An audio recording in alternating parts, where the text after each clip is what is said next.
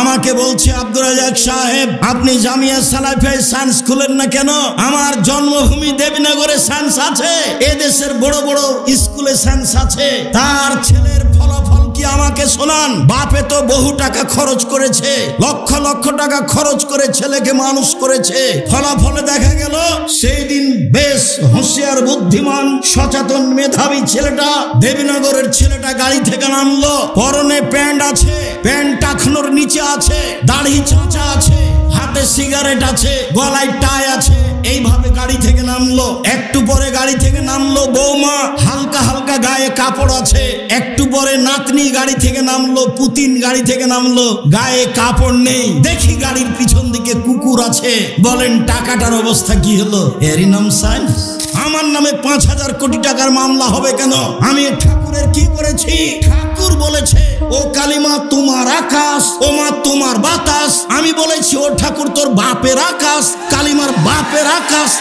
ঠাকুর জাতির শত্রু, ঠাকুর বাঙালির শত্রু, ঠাকুর জাতির শত্রু, ঠাকুর বাঙালির শত্রু, ঠাকুর ঢাকা বিশ্ববিদ্যালয়ের শত্রু, ঠাকুর বাংলা ভাষার শত্রু। আরে ঠাকুর হলো ইংরেজদের দালাল। যেদিন আমি মুসলিম ইংরেজদের নির্যাতনে জেলে আছি, সেই দিন ঠাকুর লন্ডনে থাকে। এর নাম ঠাকুর। ঠাকুর সবচেয়ে বড় বদ মানুষ এই বাংলার ইতিহাসে, ভারতের পাতায় সবচেয়ে বদ মানুষ এই ঠাকুর। যতবার বলেছে ও মা তোমার আকাশ, ও মা তোমার বাতাস, ততবার ঠাকুর বলেছে ও কালিমা তোমার আকাশ, ও কালিমা তোমার বাতাস। আমি আব্দুর রাজ্জাক বিন ইউসুফ, আমার ছেলে মেয়ে এই গান পড়তে পারে না, অসম্ভব। আপনার মতো পুরুষের সন্তান পড়তে পারে, আপনাকে আমি শিক্ষিত মনে করি না।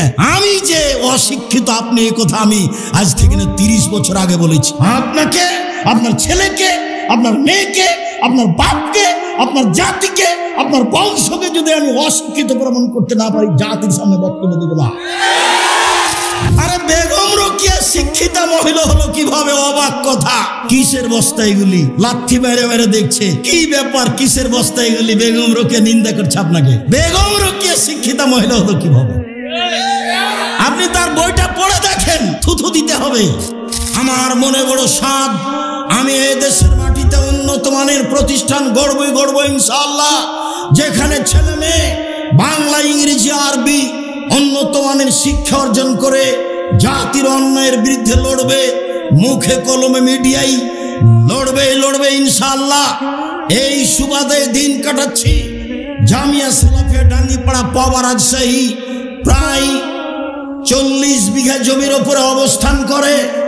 জামিয়া সালাফিয়া তানোর রাজশাহী এইটা প্রায় 60 থেকে 70 বিঘা জমির উপরে নির্মাণ হতে যাচ্ছে। জামিয়া সালাফিয়া রূপগঞ্জ, নারায়ণগঞ্জ, ঢাকা প্রায় 100 বিঘা জমির উপরে অবস্থান করে। জামিয়া সালাফিয়া দিনাজপুর তেঘরা এটা প্রায় 20 বিঘা জমির উপরে অবস্থান করে। জামিয়া সালাফিয়া চট্টগ্রাম রেডি আছে, চলমান হয়নি। জামিয়া সালাফিয়া বরিশাল চলমান আছে। জামিয়া সালাফিয়ার জন্য কুষ্টিয়ায় জমি কিনা আছে। জামিয়া সালাফিয়ার জন্য যশোরে জমি আছে। জামিয়া সালাফিয়ার জন্য ফেনীতে জমি আছে। জামিয়া সালাফিয়ার জন্য বগুড়ায় জমি আছে।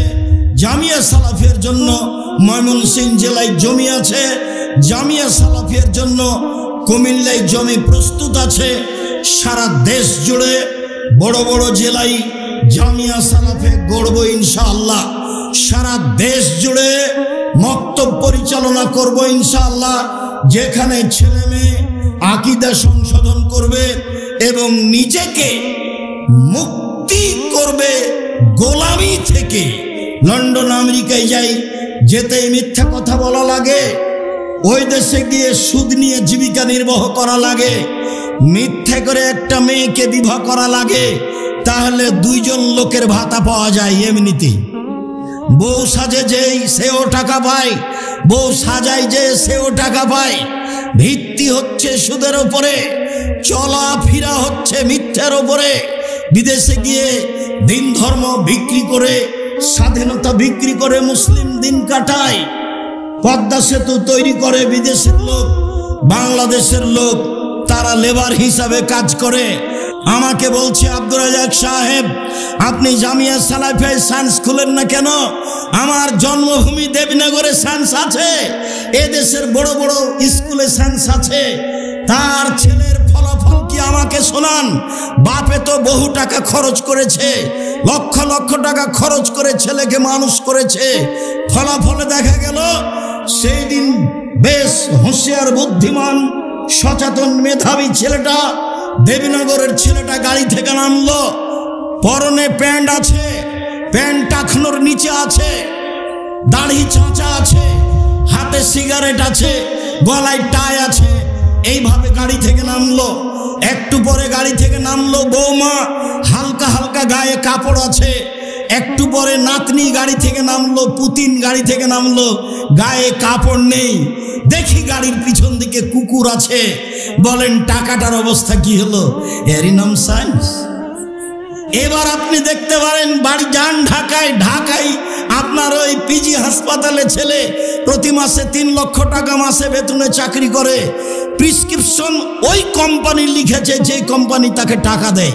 ও জানে এর চেয়ে ওষুধ ভালো আছে। ও তো শয়তান, ও একটা আস্ত শয়তান, ও একটা প্রতারক। আপনারা বাপ মা প্রতারক। আপনি আপনার ছেলে মেয়ে কবর দিয়েছেন। এই জাতি অশিক্ষিত, এই ব্যক্তি অশিক্ষিত। এই ছেলে মেয়ের কি উপকার করতে পারে? আমার নামে 5,000 কোটি টাকার মামলা হবে কেন? আমি ঠাকুরের কি করেছি?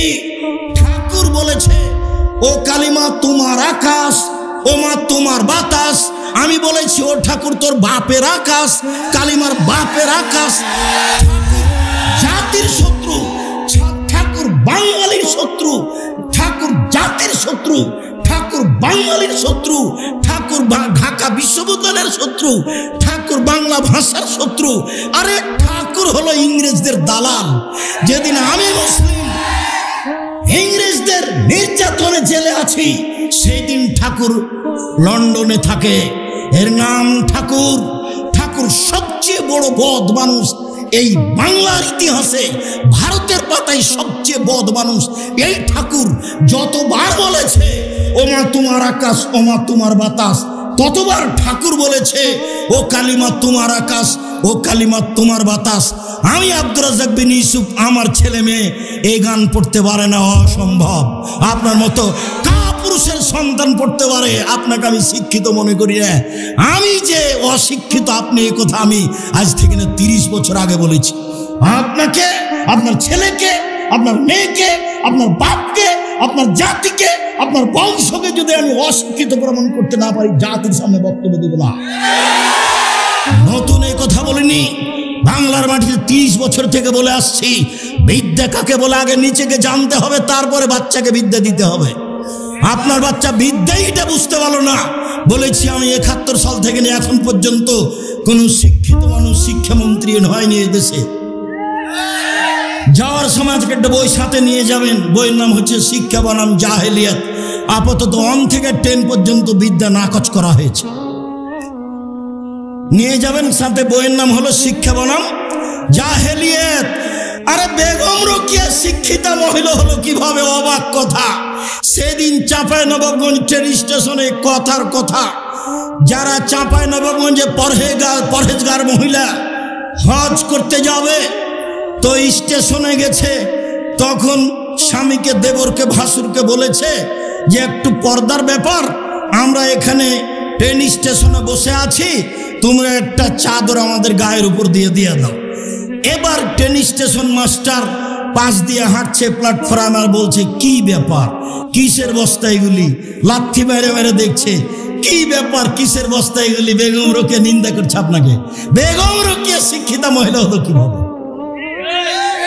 আপনি তার বইটা পড়ে দেখেন, থুথু দিতে হবে। আমি বললাম ও কাজী সাহেব, আপনার যে খাতার বিবাহ স্টেশনের জন্য আছে, ওইটাকে আমি টয়লেট পেপার হিসাবে ব্যবহার করা পছন্দ করি না। কেন? ওতে 4 জনের সাক্ষী আছে। 4 জনের সাক্ষী জেনা প্রমাণ করা লাগে। জেনা প্রমাণ করতে কয়জন সাক্ষী লাগে? 4 জন। তো বিবাহতে তো আল্লাহর নবী 2 জনের কথা বলেছেন, তো এটা কি জেনা প্রমাণ করছেন না বিবাহ? তো বলেন তো আপনার খাতা খান কেমনে চলতে পারে, কিভাবে চলতে পারে? মানে আব্দুল্লাহ যেটা বলল সব কিছুই মিথ্যার উপরে চলছে, সব কিছু। যেটা আমি বলেছি আমার দেবীনগর জন্মভূমি গ্রাম হিসাবে, যে দেখো ডুলি বিবি প্রথা এমন ভাবে ভুলে যেতে হবে, ডুলি বিবি শব্দটার মুখের উপরে পেশাব করে দিতে হবে। আজ থেকে নিয়ে 20 বছর পরে কোনো ছেলে কোনো মেয়ে যদি বলে ডুলি বিবি, তাহলে আরো 5 জন যেন বলে ডুলি বিবি কি গো, ডুলি বিবি কি, তার মানে কি, এটা যেন বলে, এমন ভাবে ভুলে যেতে হবে। মারিয়াম জন বলছে নাসিয়া মানসিয়া, আমি জাতির অন্তর থেকে মুছে যেতে চাই। আহারে ছি ছি ছি, আমি মারিয়াম, আমার বিবাহ হয়নি, আমার স্বামী নেই, আমি জেনাও করিনি, আমি ঈশাকে জাতির সামনে কি দিয়ে বুঝাবো, আমি ঈশাকে জাতির সামনে কি দিয়ে বুঝাবো? আমি যখন ঈশাকে নিয়ে গ্রামে গেলাম, গ্রামের লোক ঠিকই বললো ছি ছি ছি ছি ছি, তোমার মা কত ভালো মানুষ, জেনা করেনি। আরে তোমার বাপ কত ভালো মানুষ, কোনোদিন জেনায় লিপ্ত হয়নি, আর তুমি তার মেয়ে জেনা করেছ, অবৈধ সন্তান কাঁধে করে গ্রামে নিয়ে এসেছ। আগে এই বাক্য বলেছিলেন মারিয়াম, আল্লাহ কুনতু নাসিয়া মানসিয়া, আমি এমন হতে চাই, মানুষের অন্তর থেকে মুছে যেতে চাই, মানুষ যেন কেউ না জেনে মারিয়ামকে। ডুলি বিবি তেমন শব্দ ভুলে যেতে হবে। যদি আমি বলেছি চাঁপাইনবাবগঞ্জ জেলার বিবাহের শুরু থেকে শেষ পর্যন্ত একটা কাজও জায়েজ নয়, আমার জানা অনুপাতে একটা কাজও জায়েজ নয়। এখন নতুন কোনটা হলো নাকি, মাওলানা খাড়গাঁয়ের মাওলানা, নামটা এখন ভুলে যাচ্ছে, আমার চাচাতো ভাইয়ের বিবাহ পড়ালেন, বিবাহ পড়ে বদরের আব্বা, বিবাহ পড়ানোর পরে বলছেন যে উঠো উঠো উঠো 2 রাকাত সালাত আদায় করো, উঠো 2 রাকাত সালাত আদায়। বিবাহ পড়ানোর পরে 2 রাকাত সালাত আদায় করতে হবে। আর এখন বলছে বিবাহ পড়ানোর শেষে বলছে দাঁড়িয়ে বলো ওয়ালিমা, ওয়ালিমার দাওয়াত, ওয়ালিমার দাওয়াত। আরে বাসর রাতের সকালে হবে ওয়ালিমার দাওয়াত, বিবাহ পড়ানোর পরে ওয়ালিমার দাওয়াত হয় কি করে? বিবাহ পড়ানোর পরে কেউ কি দোয়া পড়তে হবে কারো জানা নাই, আন্ধা কো আন্ধা পড়াতা হ্যায়, ধর্ম এমনিতেই চলছে।